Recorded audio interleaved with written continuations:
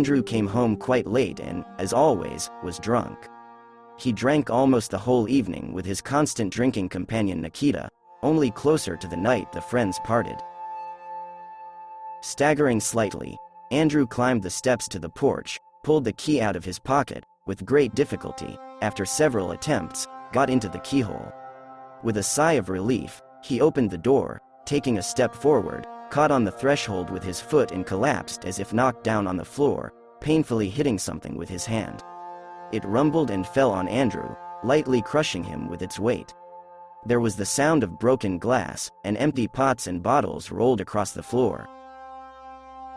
Andrew swore as he carefully held the doors of the tall and narrow cabinet to keep the rest of the junk from falling out, and put it back in its place. "Here's a bitch," croaked Misfortune on me today. "Look at that, you'll break your neck at home." "Well, tomorrow I'll get to you, Claire," he said aloud. Today Andrew had a fight with her. In the evening he came to borrow whiskey, not yet paid for the old one.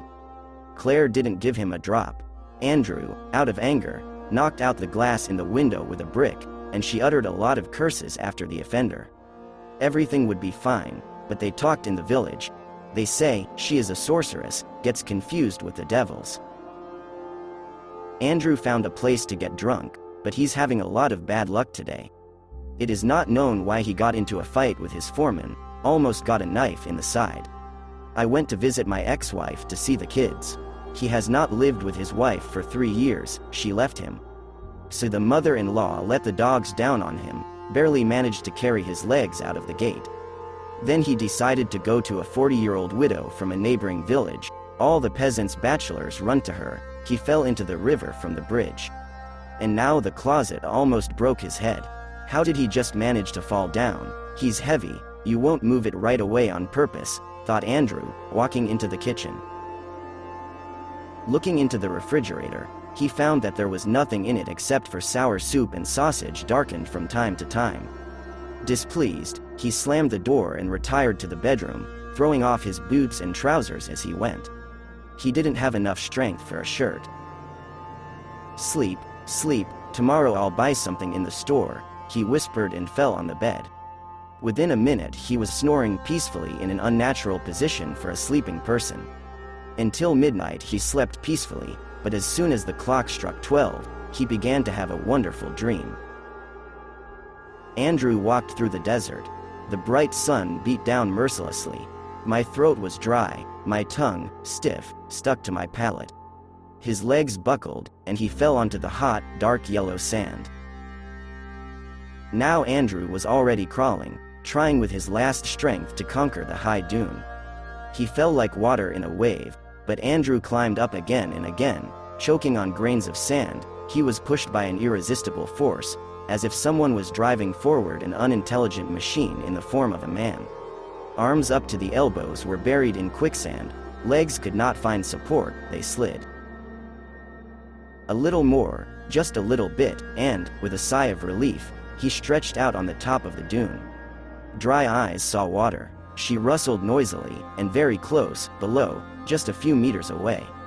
A small ripple swept across the lake, and it began to play, shone with hundreds of silver sparks, blinding like mirrored bunnies. The water, transparent to blueness, beckoned, attracted to itself with life-giving coolness, like an irresistible beauty, stretched out its gentle hands, offering itself. Andrew rolled down head over heels from the dune and, raising a column of spray, plunged headlong into the turquoise lake. He drank with the greed of a camel, trying to draw the whole pond into himself in one gulp. But the thirst did not pass, it permeated his body even more, like a worm gnaws through a ripe apple. Andrew knelt down in the water, took handfuls of life-giving moisture and splashed it in his face. Sharp grains of sand hit her cheeks and rolled down her chest and legs. "Oh God," he pleaded in a hoarse voice, "strengthen my soul, do not let your servant die. Help." The yellow-white disk of the sun suddenly darkened, and the gloomy face of the Lord appeared on it, dejected by human sins. "Wake up, Andrew, wake up from obsession and do not sleep until dawn, your death is in a dream." A menacing voice echoed through the desert, and Andrew really woke up. With a sudden movement, he jumped out of bed and shook his head like a dog shaking off water. He felt a terrible dryness in his mouth and immediately rushed to the kitchen. Filling a huge bucket of water to the brim, he drank everything without a trace in one breath. After wiping his slightly softened, cracked lips with his shirt sleeve, Andrew sat down on a stool, breathing rapidly. Wow, he thought, fully regaining his senses. He almost died of thirst in his sleep. With trembling hands, he pulled a cigarette out of the pack and lit it. "Oh, crazy Claire, tomorrow I'll set your house on fire, you'll know how to curse people." It's necessary, she almost sent it to the forefathers with one curse, the witch. And the villagers also praise.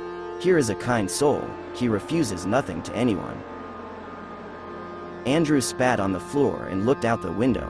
It suddenly seemed to him that the full moon winked at his right eye and spread even more into a pleasant smile. "Damn, all sorts of evil spirits are already imagining," he said aloud and spat again. Suddenly, the bed creaked in the bedroom, and something fell heavily to the floor. Andrew shuddered as he rose, grabbed a stool in his hand, and tiptoed to the door. The dim, white light of the moon illuminated the room a little through the large, curtainless window. Andrew was horrified at what he saw. His hair stood on end, his body shook as if from a burning cold. He, Andrew, lay on the floor, his arms spread wide and his bleary eyes staring up at the ceiling. From all corners, from under the furniture, dozens of gray rats ran to him.